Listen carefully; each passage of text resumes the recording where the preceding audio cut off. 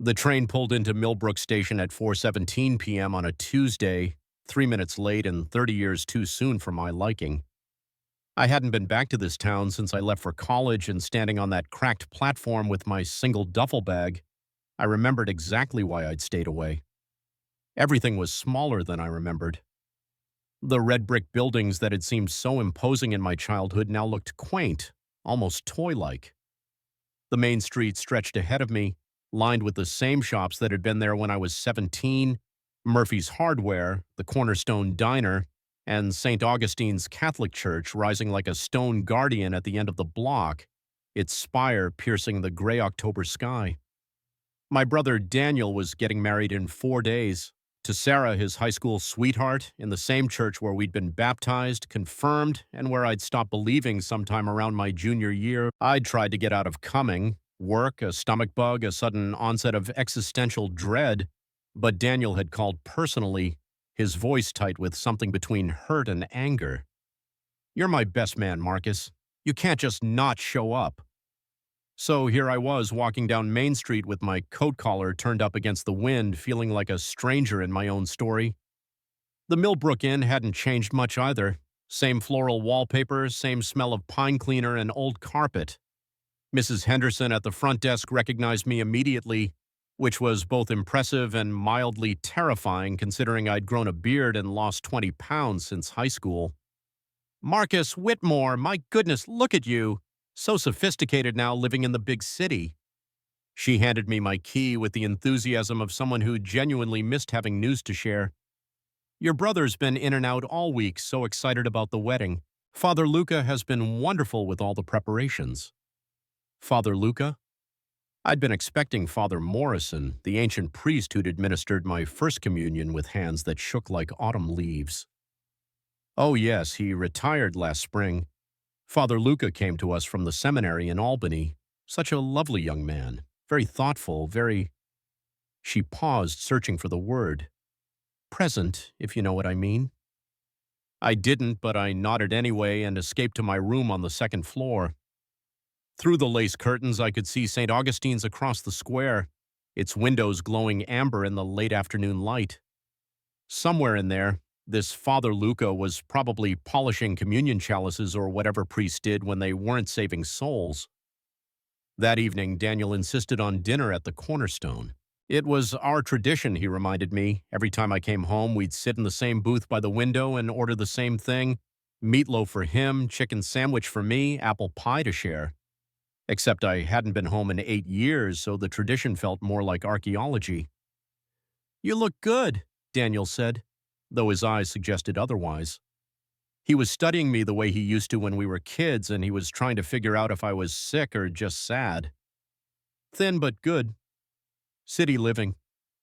I cut into the meatloaf I'd ordered instead of my usual, some small rebellion against the weight of ritual. "How's Sarah?" "Nervous, excited. She keeps changing her mind about the flowers." He grinned, and for a moment he looked like the kid who used to build pillow forts with me on rainy Sundays. "You'll like Father Luca. He's not what you'd expect." "What's that supposed to mean?" Daniel shrugged, poking at his mashed potatoes. "He's young, maybe 35, and he actually listens when you talk to him, not like Father Morrison, who I swear fell asleep during half our confession sessions." Something in his tone made me look up. "You still go to confession?" "Don't give me that look. Sarah and I both do. It's grounding, I guess. Father Luca makes it feel less like judgment and more like conversation."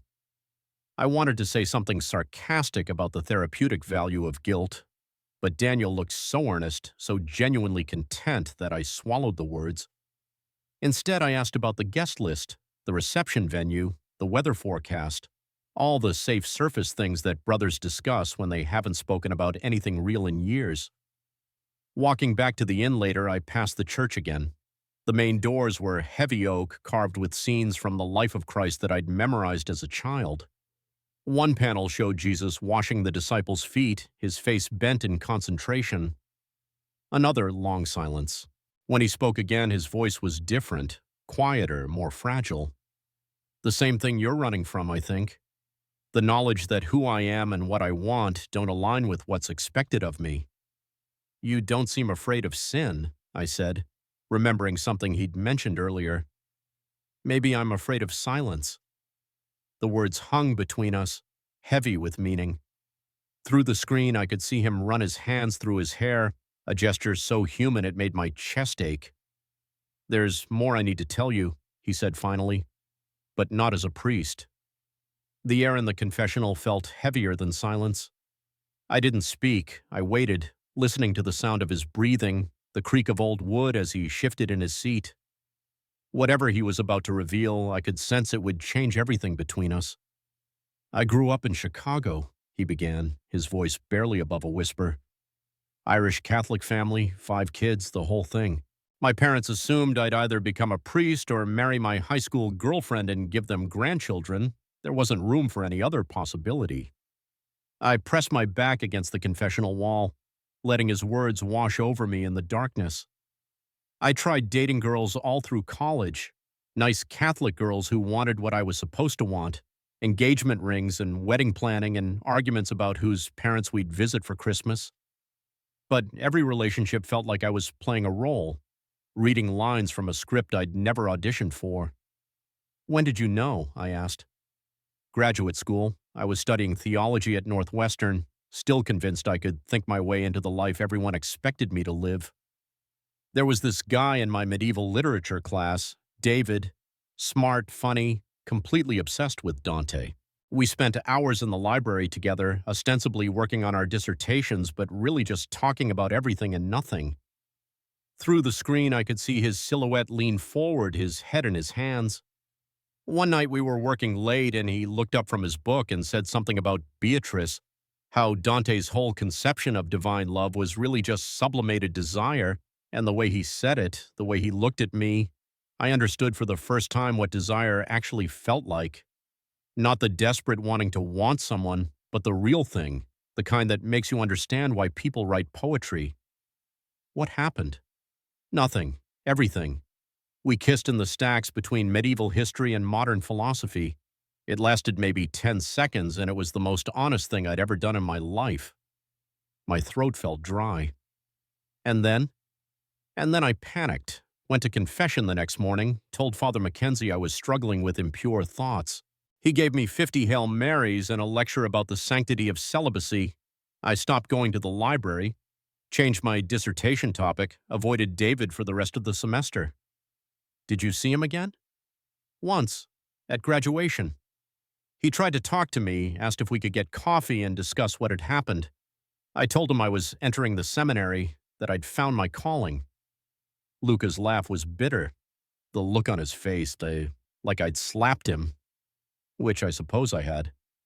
We sat in the heavy silence, the weight of his confessions settling between us. I wanted to reach through the screen, to touch his hand or his face, to offer some comfort for the pain I could hear in his voice. That's when you decided to become a priest? That's when I decided to become someone else entirely, someone who wouldn't feel those things, want those things. The seminary felt like salvation, a place where celibacy was a virtue instead of a prison. But it didn't work. No, it didn't work. I could hear him shifting again, the rustle of fabric against wood. For a while I thought it had. The routine, the studies, the constant company of other men who'd made the same choice. It felt safe. Like I'd found a way to live without confronting who I really was. But desire doesn't disappear just because you put on a collar and promise to serve God. What does it do? It goes underground, becomes this constant background hum that you learn to ignore until something happens that makes it impossible to pretend anymore. Something in his tone made my pulse quicken. What happened? You happened. The words hit me like a physical blow. I pressed my palms against the wooden walls of the confessional, trying to steady myself. Marcus, I've been a priest for 7 years. 7 years of convincing myself that I'd found peace, that service to God was enough to fill whatever emptiness I carried. And then you walked into my church last week, and I remembered what it felt like to want something I couldn't have. Luca. I didn't know what I was until I couldn't ignore it anymore, he continued, his voice gaining strength. All those years of telling myself I was called to celibacy, that my lack of interest in women was just God preparing me for a different kind of love. But it wasn't preparation, it was denial. You still pretend you can ignore it, I said. What choice do I have? I took vows. I made promises to God, to the church, to this community. I can't just walk away because I finally figured out who I am. Can't you? The question hung between us like a challenge. Through the screen, I watched him lean back, saw the silhouette of his hands pressed against his face. Some nights I lie awake and imagine what it would be like, he said, to leave, to find David on Facebook and apologize for being a coward, to move somewhere and nobody knows me and try to build the life I should have chosen 20 years ago. But then morning comes and Mrs. Henderson brings me coffee and tells me about her arthritis, and I remember that this isn't just about me anymore. So you're going to spend the rest of your life pretending to be someone you're not? I'm going to spend the rest of my life serving people who need me, even if it means sacrificing what I want. The nobility of it should have been admirable. Instead, it made me angry. Angry at a system that demanded such sacrifice, angry at a God who would create desire only to call it sinful, angry at the waste of it all. That's not noble, I said. That's just slow suicide. Maybe, but it's the choice I made. You can make different choices. Can I? I'm 35 years old, Marcus. I have a master's degree in theology and 7 years of experience giving communion and performing last rites. What exactly am I qualified to do in the real world? Live authentically, love honestly, stop apologizing for who you are.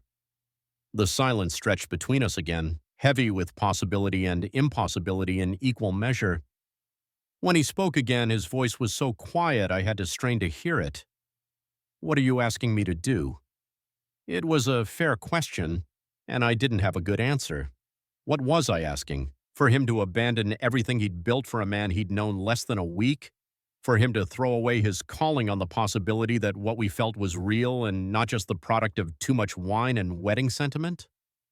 I don't know, I admitted. I just know that sitting here with you, talking like this, it feels more real than anything I've experienced in years, and the thought of walking away tomorrow, of going back to my life and pretending this never happened, makes me sick. Marcus, I'm not asking you to run away with me. I'm not asking you to abandon your faith or your community. I'm just asking you to consider the possibility that God doesn't make mistakes, and maybe the way you feel isn't something to be ashamed of. Through the screen, I could see him wiping his eyes with the back of his hand. Do you believe in God? He asked. I believe in something. I'm not sure what to call it. I've spent my whole adult life trying to understand what God wants from me. But sitting here with you, I wonder if maybe God wants me to be happy. If maybe all this guilt and self-denial isn't devotion, it's just fear. What are you afraid of? Everything. Losing my community, my purpose, my identity, being alone, being rejected, discovering that what I feel for you isn't love but just loneliness dressed up in prettier clothes. His honesty cut through me like clean water. I wanted to reassure him, to promise that whatever this was between us was real and lasting and worth the risk. But I couldn't make those promises. I barely understood what was happening myself. Do you want to get out of here? I asked instead. Take a walk, maybe? This booth is starting to feel claustrophobic. I heard him laugh, a sound caught between relief and hysteria. Yes, God, yes, I feel like I'm suffocating. We emerged from the confessional like swimmers breaking the surface after diving too deep. The chapel felt enormous after the intimate confines of the booth, and for a moment we stood there blinking at each other in the dim light, two men who'd shared secrets but had never been in the same physical space. He was smaller than I'd expected, more vulnerable. Without the barrier of the screen between us, I could see the exhaustion in his face, the way this conversation had drained him. But there was something else too, a kind of relief, like he'd been holding his breath for years and was finally allowing himself to exhale. Come on, he said, heading toward a door I hadn't noticed before. I'll show you the rest of the church, the parts tourists don't usually see. He led me through a maze of corridors I'd never known existed, narrow hallways lined with portraits of former pastors, Storage rooms filled with Christmas decorations and folding chairs, a small kitchen where the ladies' auxiliary prepared coffee and donuts for Sunday fellowship. "This is where I live," he said, stopping at a door marked private. "The rectory. Exciting, right? One bedroom, one bathroom, a kitchenette, and enough theological books to stock a small seminary. Can I see it?" He hesitated, his hand on the doorknob. "It's not much to look at." "I don't care about that." He opened the door and led me into a space that was exactly what I'd expected and nothing like I'd imagined. Sparse but not austere, a single bed with a simple wooden cross above it, bookshelves covering every available wall space, a small desk by the window overlooking the church garden.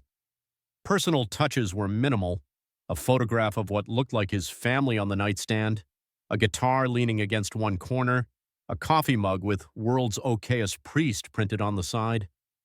"Gift from my sister," he said, noticing my smile. "She has a twisted sense of humor." "It's nice," I said, and meant it. The room felt peaceful, lived in. Quiet. Sometimes too quiet. We stood there awkwardly, aware that we were in his bedroom, aware of the intimacy that implied. The single bed seemed to loom between us, a reminder of all the things we weren't acknowledging. "There's a courtyard," he said quickly, "behind the kitchen. It's nice at night." The courtyard was small and enclosed, lit by a single lamp mounted on the stone wall. A few chairs were scattered around a small table, and someone had planted herbs in terracotta pots along the perimeter.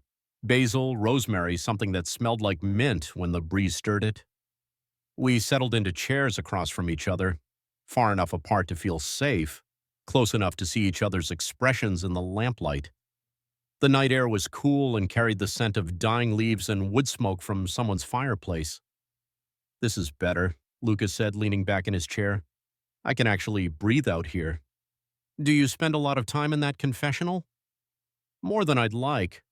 Saturday afternoons are the worst. Everyone wants to get their sins cleared up before Sunday service. Mostly it's minor stuff. Taking God's name in vain, losing their temper with their kids, harboring uncharitable thoughts about their neighbors. The kind of human failings that don't really require divine intervention so much as a good night's sleep and a little perspective. Must get lonely hearing everyone else's secrets and having no one to share your own with. That's the point, isn't it? The priest is supposed to be above all that, a conduit for God's forgiveness, not someone who struggles with his own demons. But you're human. Try telling that to Mrs. Patterson when she comes to confession every week to talk about how much she hates her daughter-in-law. She doesn't want to hear that Father Lucas sometimes fantasizes about running away to join the circus. I laughed despite the weight of the evening. The circus? Metaphorically speaking, though I do have a secret fondness for trapeze artists, all that graceful defiance of gravity. We sat in comfortable silence for a few minutes, listening to the night sounds of the small towns settling into sleep. A dog barked somewhere in the distance. A car drove past on the street beyond the church walls. Normal, everyday sounds that seemed to emphasize how extraordinary this moment felt. "Can I ask you something?" Lucas said. "Anything. What happens after tomorrow? You go back to your life in the city, I stay here and pretend this never happened?" It was the question I'd been avoiding all evening, the practical reality that made everything else feel like fantasy. "I don't know," I said honestly. "I leave on the 8:15 train tomorrow morning, back to my job, my apartment, my carefully constructed life of professional success and emotional distance. And this, tonight? Tonight feels like the most real thing I've experienced in years, but I don't know what to do with that." Neither do I. We looked at each other across the small table, two men balanced on the edge of something that could change everything or destroy everything or both. "I should probably go," I said, though I made no move to stand. "It's late and you have to work tomorrow." "Sunday service at 9, wedding at 2. He smiled ruefully. "Just another day in the life of Father Luca." "Right, the wedding." We both fell silent, remembering that tomorrow wasn't just another day. It was Daniel and Sarah's wedding, the event that had brought us together and would likely be the last time we saw each other. "Will you be there?" he asked. "At the service?" "I should be. Best man duties and all that." "Good. I'd like to see you there, even if—" He trailed off, leaving the sentence unfinished. Even if what? Even if it's the last time. The words hit me harder than they should have. We barely knew each other. We'd had one honest conversation in a confessional and shared a walk through an empty church. But the thought of never seeing him again felt like losing something precious before I'd fully understood what it was. Luca? Yeah? Thank you for tonight, for trusting me with all of this. I know it wasn't easy. Thank you for listening, for not running away when I told you the truth. I stood to leave and he rose with me. We walked back through the corridors in silence, past the portraits and storage rooms and kitchen, back to the main sanctuary where this had all begun. At the front entrance, we paused. The night was clear and cold, stars visible despite the light pollution from town. My breath formed small clouds in the chilly air. Good night, Marcus. Good night, Luca. I was halfway down the front steps when he called my name. I turned back to see him silhouetted in the doorway, the light from inside making him look like something from a Renaissance painting. Tomorrow, he said, after the wedding. If you wanted to, there's a place by the river, just past the old mill. It's quiet there. My heart stuttered in my chest. What time? After the reception winds down, maybe 9. I nodded, not trusting myself to speak. Then I turned and walked back to the inn, my footsteps echoing off the empty street, my mind spinning with possibility and impossibility in equal measure. Sleep was elusive. I lay in the narrow hotel bed staring at the ceiling, replaying every moment of the evening. The weight of his confessions, the vulnerability in his voice, the way he'd looked at me in the lamplight like I was the answer to a prayer he didn't dare say aloud. What was I doing? What were we doing?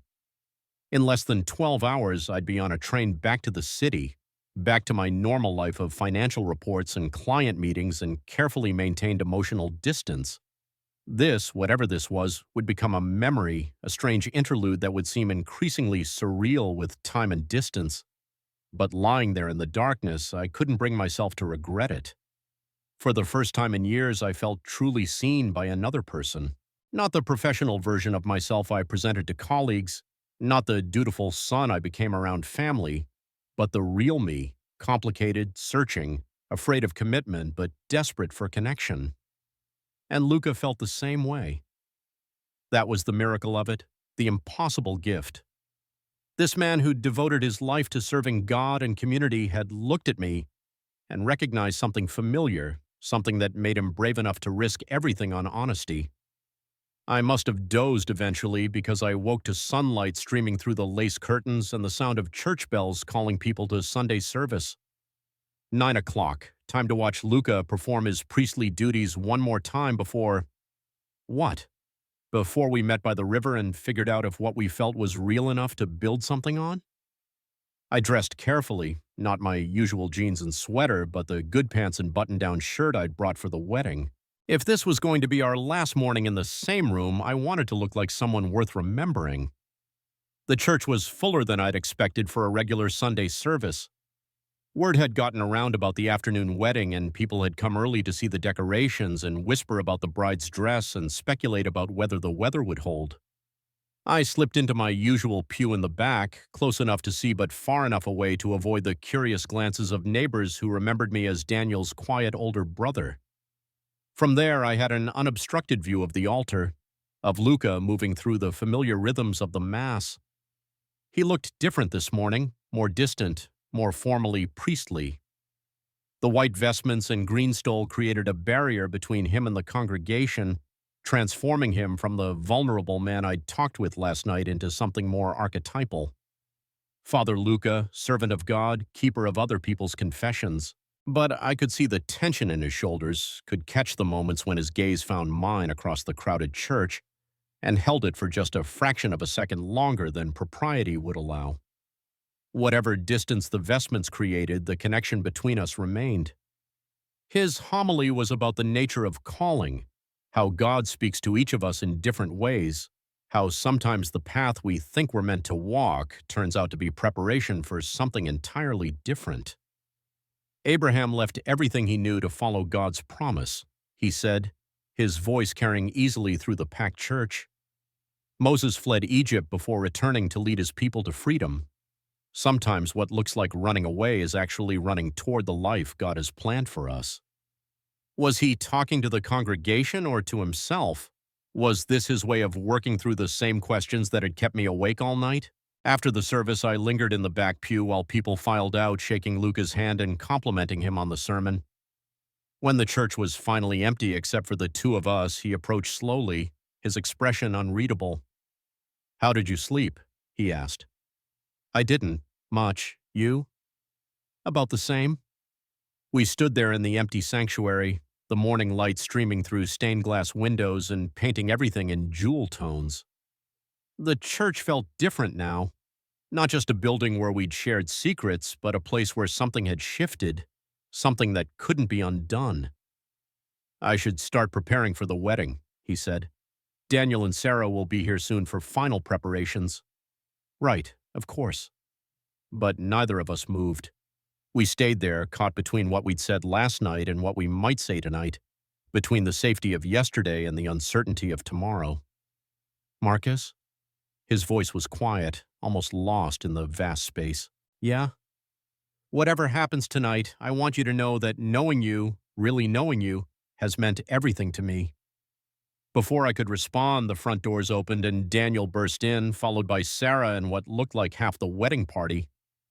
The moment shattered like glass, leaving us standing there trying to look casual while my heart hammered against my ribs. "Father Luca, Marcus!" Daniel's voice boomed through the church. "Ready for the big day?" "Ready as we'll ever be," Luca replied. And if his smile looked strained, Daniel was too excited to notice. The next few hours passed in a blur of last-minute preparations, flowers to arrange, programs to distribute, nervous family members to reassure. I performed my best man duties on autopilot, my mind constantly drifting to the evening ahead, to the place by the river where everything would either begin or end. By 1:30, the church was packed. Daniel stood at the altar looking nervous and happy, his groomsmen arranged beside him like an honor guard. I took my place at his right hand, acutely aware of Luca standing just feet away, magnificent in his wedding vestments. The ceremony began exactly on schedule. Sarah walked down the aisle looking radiant, her father trying not to cry as he placed her hand in Daniel's. The familiar words of the wedding mass flowed around us: love, honor, commitment, till death do us part. Promises that some people could make and keep, even if I'd never understood how. But throughout it all, I was conscious of Luca's presence, of the way he moved through the ancient rituals with grace and authority. When he spoke about the nature of love, about commitment and sacrifice and the courage it takes to pledge your life to another person, I found myself wondering if he was thinking about his own choices, his own sacrifices. "The rings," he said at the appointed moment, and I stepped forward to hand them to Daniel. Our fingers brushed as the exchange was made, and for just an instant, everything else, the congregation, the music, the weight of ceremony, faded into background noise. The touch lasted maybe 3 seconds. But in those 3 seconds, I saw something in his eyes that made my breath catch. Not uncertainty, not fear, but resolve. Like he'd made a decision sometime between morning service and now, something that would change everything. The ceremony concluded with Daniel and Sarah's kiss, with applause and tears and the joyful chaos of a community celebrating love. I hugged my brother, kissed Sarah's cheek, and accepted congratulations from relatives I hadn't seen in years. But through it all, I was aware of Luca moving through his post-ceremony duties, shaking hands and accepting thanks and maintaining the perfect balance of warmth and professional distance that his role required. As the wedding party prepared to leave for the reception, I caught his eye one more time. He was standing in the vestry doorway, still wearing his formal vestments but looking somehow more human than he had all day. He mouthed something I couldn't quite catch, but I read his lips well enough to understand. 9 o'clock. I nodded, and then the moment was over. Daniel was pulling me toward the limousine, Sarah was laughing about something her maid of honor had whispered, and Luca disappeared back into the shadows of the church. The reception was everything a small-town wedding should be: good food, bad jokes, dancing that grew more enthusiastic as the evening wore on. I played my part, gave a speech about Daniel's virtues that made everyone laugh and cry in equal measure, danced with elderly aunts who remembered when I was just a little thing, and deflected questions about my own romantic prospects with practiced ease. But all evening I was watching the clock. 8:15, 8:30, 8:45. At 5 minutes to 9, I slipped out of the reception hall and walked quickly through the quiet streets toward the river. The mill he'd mentioned was easy to find, an old stone building that had been converted into artist studios, sitting beside a stretch of water that reflected the stars like scattered diamonds. I found him waiting on a wooden bench beside the mill pond, no longer wearing his priestly vestments, just dark pants and a sweater, looking younger and more uncertain than I'd ever seen him. "You came," he said as I approached. "Did you think I wouldn't?" "I hoped you would, but I wasn't sure." I sat beside him on the bench, close enough to catch the scent of his cologne, close enough to see the tension in his profile as he stared out at the dark water. "How was the reception?" he asked. "Loud, happy, everything a wedding reception should be." I paused. "How are you?" "Terrified, exhilarated, completely out of my depth." We sat in silence for a few minutes, listening to the sound of water flowing over the old mill wheel, the distant music from the reception drifting on the night air. "I've been thinking about what you said last night," he said finally. "About choice, about authenticity, about the difference between devotion and fear. And? And I think you're right. I think I've been hiding behind my collar, using my vows as an excuse to avoid facing who I really am." My heart started beating faster. "What are you saying?" "I'm saying that standing up there today, watching Daniel and Sarah promise to love each other honestly for the rest of their lives, I realized I've never been honest about what I want. Not with God, not with my congregation, not with myself." He turned to face me then, and in the starlight I could see tears on his cheeks. "I'm saying that I can't keep pretending anymore. That whatever this is between us, whether it's love or loneliness or just two people recognizing something familiar in each other, it's real enough to be worth the risk." "Luca, I'm saying that I want to try. I want to see what happens if I choose honesty over safety, if I choose you over the life I thought I was supposed to want." The words hung between us like a bridge I wasn't sure I was brave enough to cross. This was what I'd been hoping for, what I'd been afraid to even wish for. But now that it was here, the magnitude of what he was offering, and what he'd be giving up, felt overwhelming. "Are you sure?" I asked. "Because once you make this choice, there's no going back. Your calling, your community, everything you've built here will still exist, but they'll exist without me." He reached for my hand tentatively, like he was afraid I might pull away. "Marcus, I've spent 7 years trying to serve God by denying who I am. But maybe the most honest way to serve God is to live authentically, to love honestly, to stop apologizing for the person he made me to be." I looked down at our joined hands, his fingers warm and slightly rough, more real than anything I'd felt in years. "What are you asking me?" "I'm asking if you'd be willing to stay, to see what we could build together if we're both brave enough to try." "Here? In Millbrook?" "No, somewhere else. Somewhere we can both start over." He squeezed my hand gently. "I've been researching teaching positions. Turns out there's a pretty good market for people with theology degrees who want to work in religious studies programs.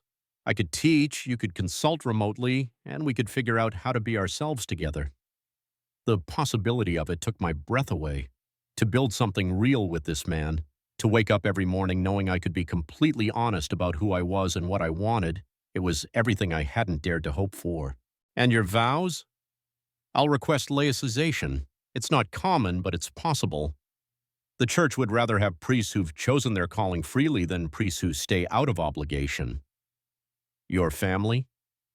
"Will be shocked, disappointed, and eventually, hopefully, understanding. My sister already suspects something. She's been asking pointed questions about my happiness for the past year." We sat there holding hands in the starlight, the weight of possibility settling between us like snow. Everything about this was terrifying. The upheaval, the uncertainty, the risk of building something beautiful only to watch it crumble. But looking at him, seeing the hope and fear and desperate honesty in his expression, I knew I'd regret walking away more than I'd regret staying to see what we could become. Yes, I said. Yes, I'll stay. We'll figure it out together. The smile that spread across his face was worth every risk, every uncertainty, every difficult conversation that lay ahead of us. Really? Really. He leaned closer then, close enough that I could feel his breath on my face, close enough to see the gold flecks in his dark eyes. If I start, he whispered, I won't stop. Then don't stop.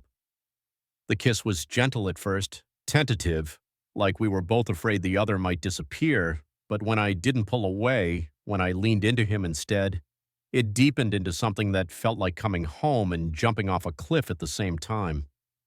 When we finally broke apart, we were both breathing hard, foreheads touching, hands still clasped between us. So what happens now? I asked. Now we figure it out as we go, one choice at a time, one honest conversation at a time. A sound from the direction of town made us both freeze. Voices, laughter, the distant slam of car doors. The reception was winding down, and soon people would be walking home past the mill, past our bench by the water. We should go, Luca said reluctantly. Where? My place, if you want to. We could talk more or just be together without worrying about who might see us. I stood and pulled him up with me, not ready to let go of his hand yet. Lead the way. We walked back through the quiet streets like conspirators, hyper-aware of every footstep, every distant voice that might belong to someone we knew. But the town was settling into sleep, and we made it back to the rectory without encountering anyone who might ask uncomfortable questions. Inside his small apartment, the reality of what we decided began to sink in. This wasn't just about tonight, about stolen kisses by the river and whispered confessions in empty churches. This was about building a life together, about both of us choosing love over fear in the most practical, everyday ways. Are you scared? I asked, settling beside him on the small couch. Terrified, he admitted, but also more hopeful than I've felt in years. Me too. We talked until dawn, making plans and breaking them, discussing logistics and dreams in equal measure, where we might live, how long his laicization process might take, whether I could really handle small-town life even temporarily while we figured things out. But more than that, we talked about ourselves, our fears, our hopes, the versions of ourselves we wanted to become. Without the barrier of the confessional between us, without the weight of his vestments and my skepticism, we were just two men discovering that the thing they'd been searching for had been sitting right across from them all along. As the first light of morning began to filter through his bedroom window, I watched him sleep beside me, fully clothed, nothing inappropriate, just two people who'd chosen to spend the night talking instead of sleeping. He looked younger in sleep, more peaceful, like the weight of impossible choices had finally lifted from his shoulders. When he woke an hour later, the first thing he did was smile at me. Good morning, he said. Good morning. Any regrets? None, you? Only that it took us this long to be honest with each other. My train was scheduled to leave at 8:15, but I'd already decided I wasn't going to be on it. Instead, I'd call in sick, extend my stay at the inn, and begin the complicated process of rearranging my life around this impossible, necessary thing we decided to build together. At 7:30, as Luca prepared for morning mass, I helped him with his vestments one last time.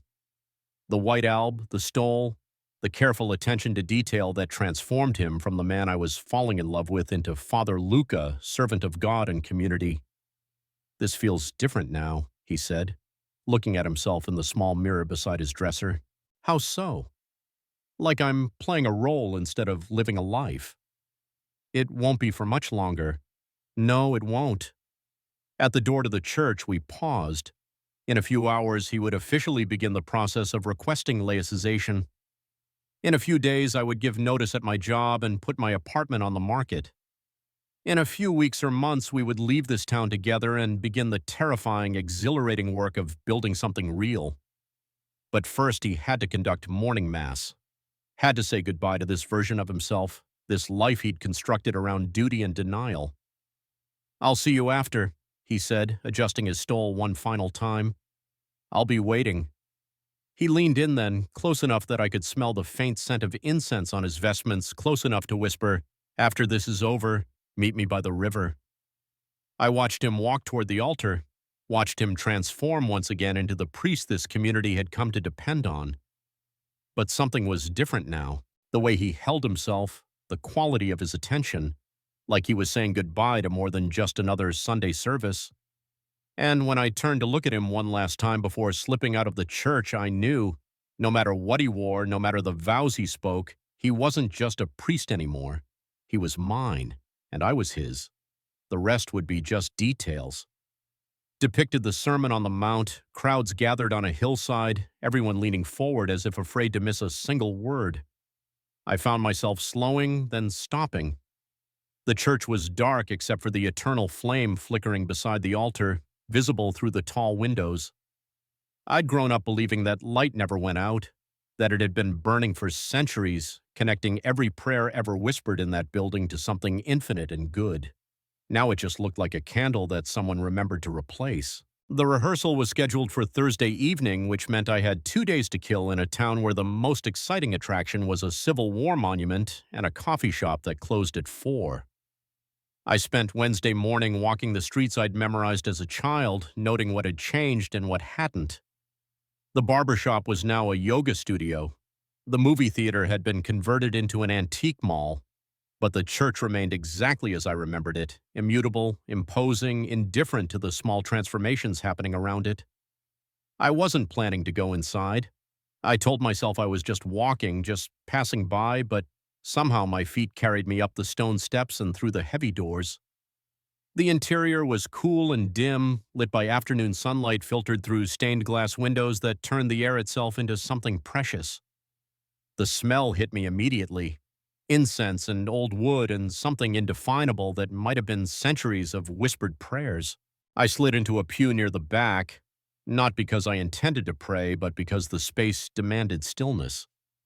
The church was empty except for a figure near the altar, someone in dark clothing arranging flowers in tall brass vases. I couldn't see his face, but his movements were careful, deliberate. He handled each white lily like it mattered, like the positioning of petals was a form of reverence. He looked like someone who believed in things. I didn't trust that in people anymore. The man, Father Luca, I assumed, worked in silence for several minutes.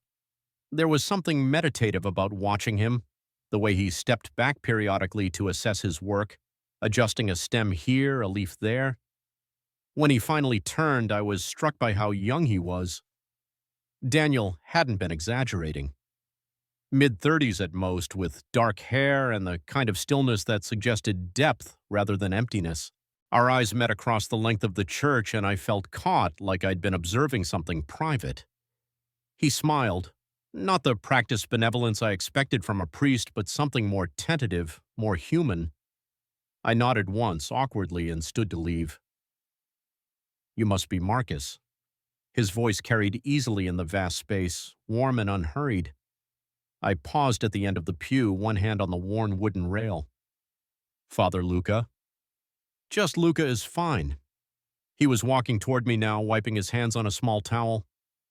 "Daniel talks about you constantly. I feel like I know you already." That should have been a pleasant thing to hear, but something about the way he said it, "I feel like I know you," made me uncomfortable. Not because it was presumptuous, but because it sounded true. All good things, I hope. Complicated things, which are usually more interesting than good things. We stood there in the aisle, studying each other with the careful attention of two people trying to solve the same puzzle.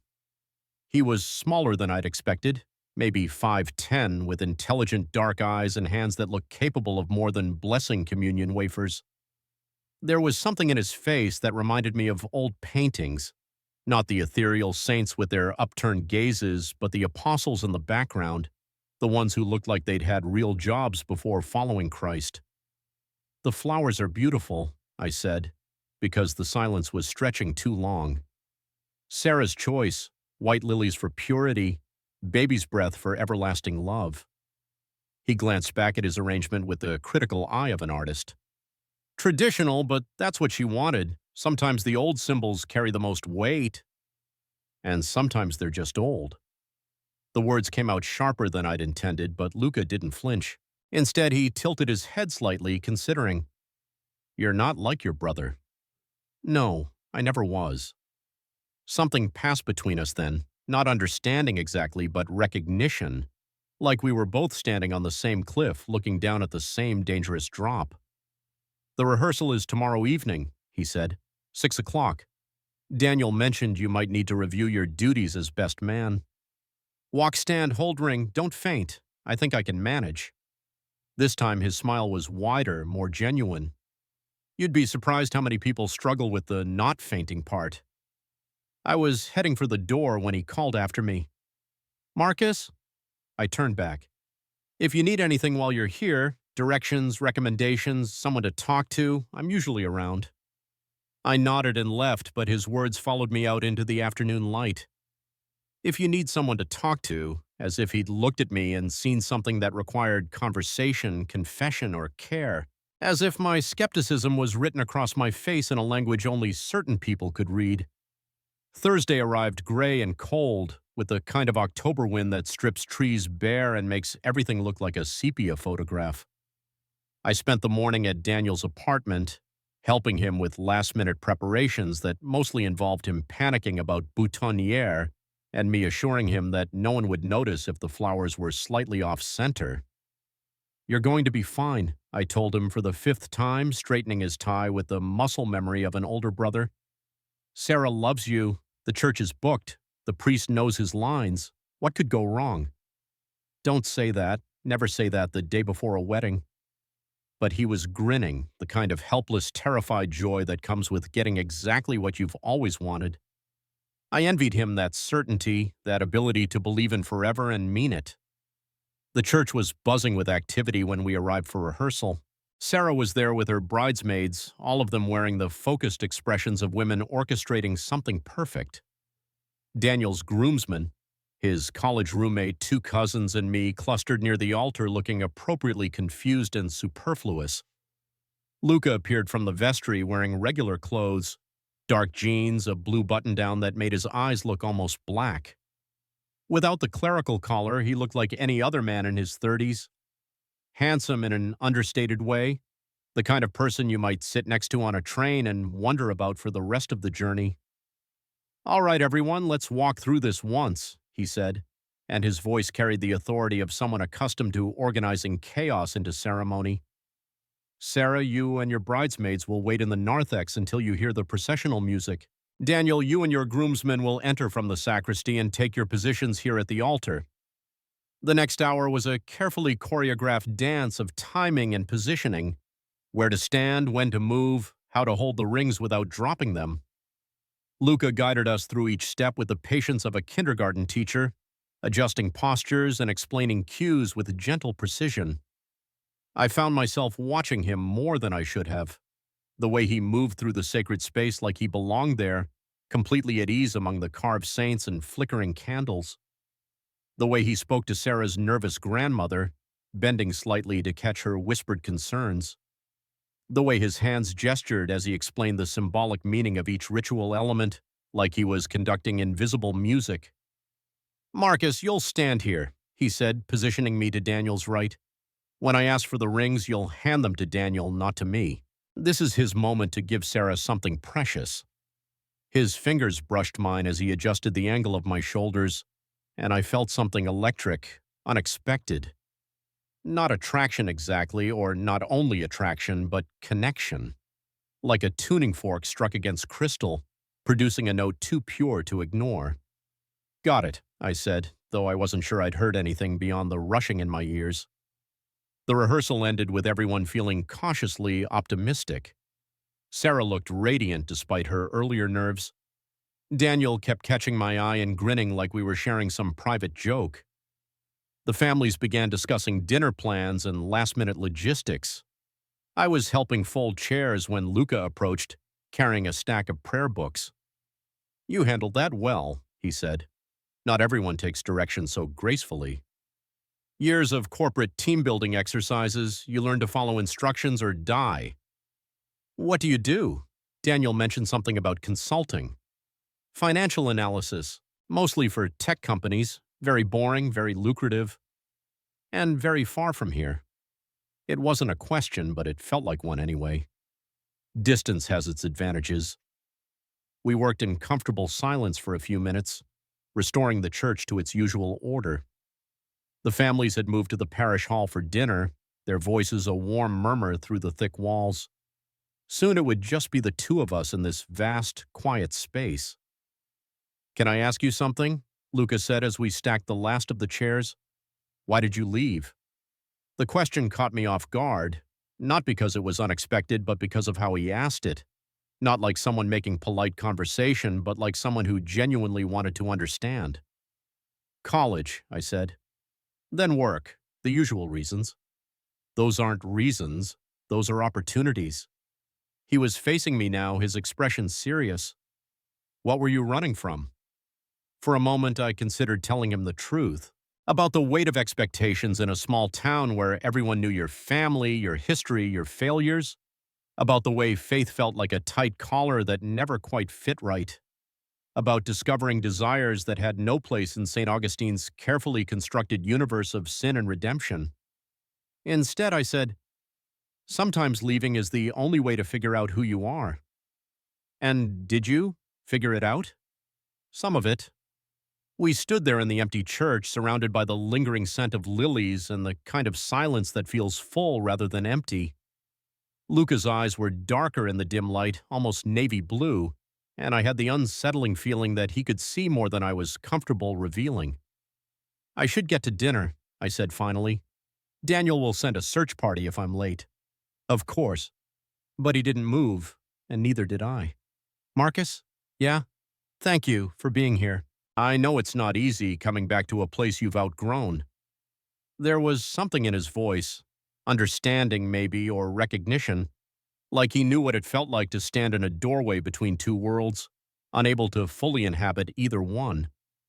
I nodded and headed for the door, but I could feel him watching me go, his gaze like warm weight across my shoulders.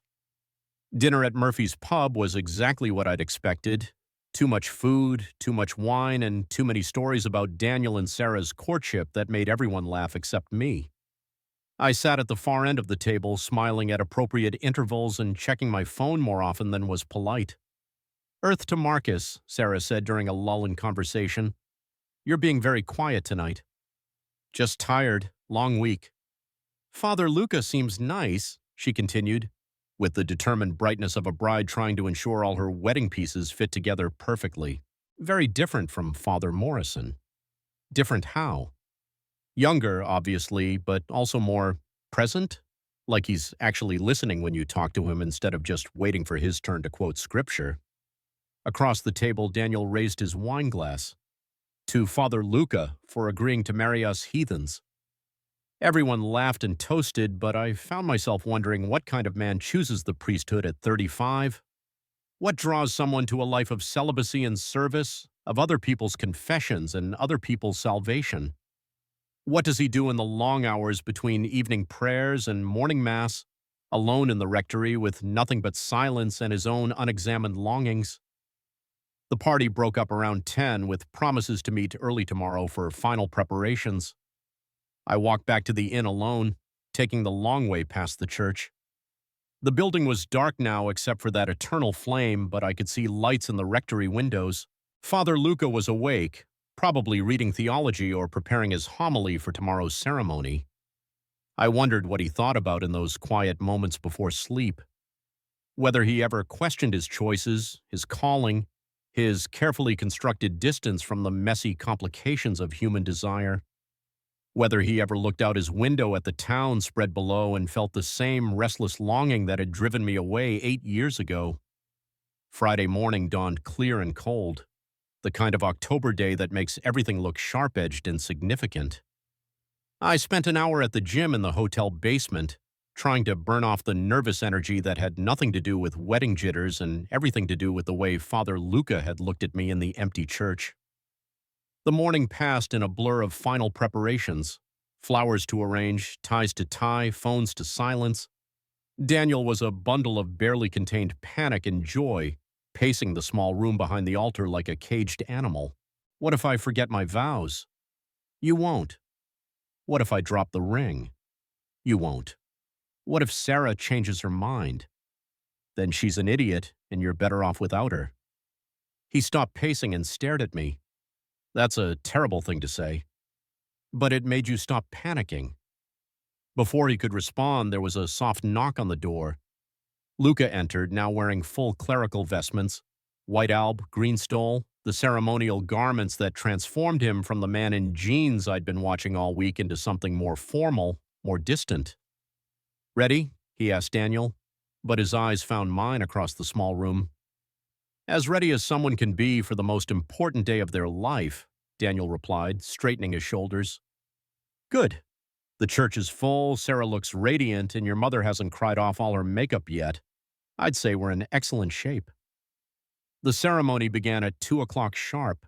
I took my place beside Daniel at the altar, acutely aware of Luca standing just feet away, his voice carrying easily through the packed church as he welcomed everyone to witness the union of Daniel and Sarah. The words of the traditional Catholic wedding mass flowed around me like water, familiar despite the years I'd spent away from church. But I found myself focusing less on the liturgy and more on the way Luca inhabited his role. He moved through the ancient rituals with a grace that seemed both practiced and spontaneous, as if he was discovering the meaning of each prayer even as he spoke it. When he looked at Daniel and Sarah, his expression was genuinely warm, invested in their happiness in a way that went beyond professional duty. "The rings," he said at the appointed moment, and I stepped forward to hand them to Daniel. My fingers brushed Luca's palm as I placed the small velvet box in his hands, and for just an instant, everything else, the congregation, the music, the weight of ceremony, faded into background noise. The touch lasted maybe 3 seconds, long enough for me to notice the warmth of his skin, the steady pressure of his fingers against mine, long enough for him to look up and meet my eyes with an expression I couldn't read. Not shock exactly, but recognition. Like he'd felt it too, that moment of connection that had nothing to do with weddings or brotherhood or any of the safe, sanctioned reasons we were supposed to be standing there together. Then the moment passed. He blessed the rings, Daniel and Sarah exchanged vows that made half the congregation weep, and the ceremony continued toward its inevitable, joyful conclusion. "You may kiss the bride," Luca announced, and Daniel and Sarah sealed their marriage with a kiss that was both tender and triumphant. The church erupted in applause and cheers, and I found myself grinning despite the strange ache in my chest. The reception was held at the Millbrook Country Club, a venue that had seemed impossibly elegant when I was 16 and now struck me as trying too hard. But the food was good, the music was better, and watching Daniel dance with Sarah made me remember why I'd come home despite all my reservations. I was nursing my third glass of wine at a corner table when Luca appeared beside me. He'd changed out of his vestments into the same dark suit he'd worn to rehearsal, and without the clerical collar, he looked like any other wedding guest. "Mind if I sit?" I gestured to the empty chair across from me. "Shouldn't you be blessing the cake or something?" "My ceremonial duties are complete. Now I'm just another guest enjoying the party." He poured himself a glass of water from the pitcher on the table. "Beautiful ceremony, don't you think?" Daniel looked happy. "That's all that matters." "And you? Are you happy for your brother?" It was a simple question, the kind anyone might ask at a wedding reception, but the way Luca asked it, quietly, like he was genuinely interested in my answer, made it feel more significant. "I'm happy that he's happy. Whether I understand his choices is a different question." "You don't believe in marriage?" "I don't believe in forever. People change. Circumstances change. Promising to love someone until death do you part seems like tempting fate." Luca was quiet for a moment, watching the dance floor where Daniel was spinning Sarah in circles that made her laugh. "What do you believe in?" "Honesty, kindness, good coffee, and reliable internet." I was trying to keep it light, but he wasn't smiling. "Why do you ask?" "Curiosity. You have the look of someone who spent a lot of time thinking about faith and decided against it." "Is that your priestly assessment?" "That's my human assessment." The distinction felt important, though I wasn't sure why. And what's your priestly assessment? That faith isn't always about believing in forever. Sometimes it's about believing in right now and trusting that right now is enough. Before I could respond, Daniel appeared at our table, slightly drunk and entirely jubilant. Marcus, Father Luca, are you two solving the mysteries of the universe? Just making conversation, I said, standing to embrace my brother. How's married life treating you so far? Ask me in a week when the honeymoon's over and we have to do taxes together. He grinned and pulled Sarah closer. She looked luminous in her white dress, her cheeks flushed from dancing and champagne. We're about to head out. Thank you for everything, Marcus. It meant the world to me, having you here. The goodbye was awkward the way all family goodbyes are. Too much emotion, not enough words. Daniel hugged me tight and whispered, "Stay in touch better, okay? I miss my big brother." I promised I would, though we both knew how difficult that would be once I returned to the city and the comfortable distance of busy schedules and different time zones. The reception wound down gradually. The older guests departed first, then the families, until only a handful of die-hard revelers remained on the dance floor. I helped clear tables and stack chairs, the kind of automatic courtesy you learn growing up in a small town where everyone pitches in. Luca worked beside me, gathering abandoned centerpieces and folding linens with the same careful attention he'd given to arranging altar flowers. We didn't talk much, but the silence felt comfortable rather than awkward. "Can I give you a ride back to town?" he asked as we loaded the last of the church supplies into his car. "I'm heading that way anyway." The drive took less than 10 minutes, but it felt longer in the intimate space of his sedan. He drove carefully, like someone who'd learned not to take unnecessary risks. The radio was tuned to classical music, something peaceful and minor key that matched the evening's melancholy mood. "Thank you," I said as he pulled up in front of the inn. "For everything this week. Daniel was right. You're not what I expected from a priest." "What did you expect?" "Someone older, more certain about everything, less," I searched for the word, "less human, I guess." "We're all human. The collar doesn't change that." I was reaching for the door handle when he spoke again. "Marcus, would you like to see the church garden? It's lovely at night and I could use the company for a few minutes." I should have said no. Should have thanked him politely and gone up to my room to pack for tomorrow's early train. Should have maintained the careful distance I'd been building all week between myself and this complicated man who seemed to see too much. Instead, I said yes. The garden behind St. Augustine's was larger than it looked from the street, enclosed by a low stone wall that created a sense of intimacy despite being open to the sky. Luca led me along a gravel path that wound between beds of late-blooming roses and ornamental grasses that rustled in the night breeze. "I come here when I need to think," he said, settling onto a wooden bench beside a small fountain. "It's peaceful at night, away from the expectations." I sat beside him, close enough to catch the scent of his cologne, something clean and understated that made me want to lean closer. Expectations? Of what a priest should be, should think, should feel, should want. He was looking up at the stars, barely visible through the light pollution from town. Sometimes I wonder if the people who call me father have any idea how lost I feel most of the time. It was such an honest admission that I didn't know how to respond. We sat in silence for several minutes, listening to the gentle splash of water and the distant sound of wind chimes from someone's back porch. "Can I ask you something personal?" I said finally. "You can ask. I might not answer. Why did you become a priest?" He was quiet for so long I thought he wouldn't respond. Then, "I was looking for a way to serve something larger than myself, and maybe," he paused, choosing his words carefully, "maybe I was running from something too." "What were you running from?" Another long silence. A nightbird called somewhere in the darkness, a sound both lonely and beautiful. Questions I wasn't ready to answer. Desires that felt too complicated for the life I thought I wanted. The admission hung between us like a bridge neither of us was sure we should cross.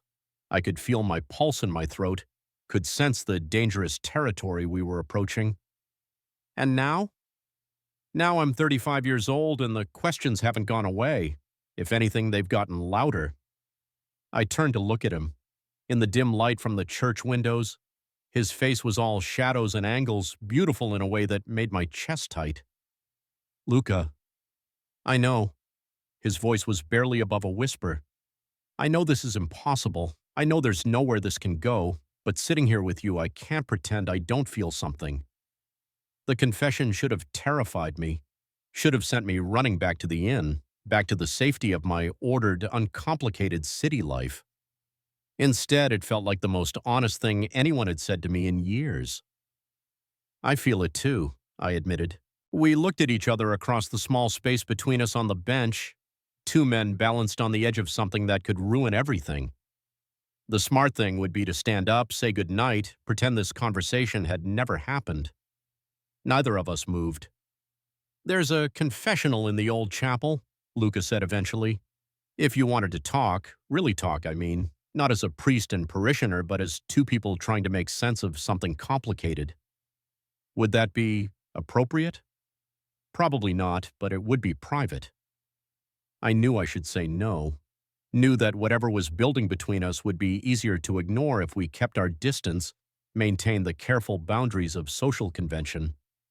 But looking at him in the starlight, seeing the vulnerability in his expression, I couldn't bring myself to walk away. When? Tomorrow evening, after the Sunday service. Most people go straight home for dinner. I nodded, not trusting myself to speak. We walked back to the front of the church in silence, the weight of unspoken possibilities heavy between us. At the inn's entrance, he turned to face me. Marcus? Yeah? Whatever happens tomorrow, I want you to know that this week, knowing you, it's meant something to me. Before I could respond, he was walking away, his figure disappearing into the shadows between streetlights. I stood on the inn's front steps for a long time, watching the empty street and trying to understand what I'd just agreed to. Sunday service was torture. I sat in the back pew again, ostensibly there to support my community ties, but really there to watch Luca conduct Mass with the same grace and authority I'd witnessed at the wedding. He moved through the familiar rhythms of the liturgy like a dancer who'd long since internalized the choreography, his voice carrying prayers that had been spoken for centuries. But I could see the tension in his shoulders, could catch the moments when his gaze found mine across the crowded church. Whatever was happening between us, he felt it too, that pull towards something unnamed and dangerous. The service ended at noon. I shook hands with neighbors I hadn't seen in years, made polite conversation about my job and my plans to visit more often. All the while, I was counting hours until evening, until whatever conversation awaited us in the empty chapel. The day dragged. I packed my bag, checked out of the inn, stored my luggage at the train station for tomorrow's early departure, had a late lunch at the Cornerstone, walked the familiar streets one more time, called Daniel and Sarah to thank them again for including me in their special day. By 6 o'clock, the church was empty. I let myself in through the side door the way Luca had shown me during the rehearsal. The main sanctuary was dim, lit only by the eternal flame and the last rays of sunset filtering through stained glass windows. The old chapel was tucked behind the altar, a smaller, more intimate space that felt like it belonged to an earlier century. The confessional booth stood in one corner, carved oak darkened with age, divided by a screen that allowed for conversation without direct eye contact. I was examining the intricate woodwork when I heard footsteps on stone. Luca appeared in the doorway, no longer wearing his vestments, just dark pants, a white shirt with the collar open. He looked nervous, younger than his 35 years. You came? I said I would. I wasn't sure you'd change your mind. I thought about it. We stood there awkwardly, two men who'd run out of safe topics of conversation. The confessional booth seemed to loom between us, a piece of furniture designed for secrets and absolution. How does this work? I asked. However we want it to work. The traditional format is you sit on one side, I sit on the other, we talk through the screen, but we could just... He gestured toward the simple wooden chairs beside the confessional. Sit and talk like normal people. Are we normal people? I don't know what we are. I chose the confessional. Something about the formal structure felt safer, like it might contain whatever dangerous honesty was building between us. I settled into the worn wooden seat, and a moment later I heard Luca take his place on the other side of the carved screen. The booth was small, intimate. I could hear his breathing, could sense his presence just inches away. It felt both anonymous and intensely personal. "So," I said, "how do we begin?" Usually you'd say, "Bless me, Father, for I have sinned," but this isn't a traditional confession. Then what is it? Two people telling each other the truth. I leaned back against the confessional wall, closed my eyes, and tried to find the words for what I'd been feeling all week. I came back here because Daniel asked me to, because he's my brother and I love him, even though we don't understand each other anymore. But I didn't expect. I paused, searching for honesty. I didn't expect to meet someone who would make me question whether I've been running from the right things. Through the screen, I could see his silhouette, could sense him leaning forward slightly. "What have you been running from?" "Expectations, the assumption that I should want what everyone else wants. Marriage, children, a house with a white picket fence in a town where everyone knows your business. The feeling that my desires were somehow wrong or at least unwelcome." "And what do you want?" The question hung in the small space between us, loaded with implications neither of us was quite ready to voice. "Connection," I said finally. "Real connection. Not the kind that comes with contracts and ceremonies, but the kind that comes from seeing someone truly and being seen in return. You don't think marriage can provide that?" "Maybe for some people, but not for me. I've tried relationships, tried to want what I was supposed to want. It never felt authentic." "Because they were with the wrong people?" "Because they were with women." The admissions sat between us like a lit match. I'd never said it that plainly before, not to anyone who mattered. In the city, my sexuality was just another demographic detail. But here, in this chapel where I'd been taught that some desires were sins to be confessed and forgiven, it felt like I was revealing something dangerous. Luca was quiet for a long time. Then, "Thank you for trusting me with that." "Your turn," I said. "What are you running from? Another vow?"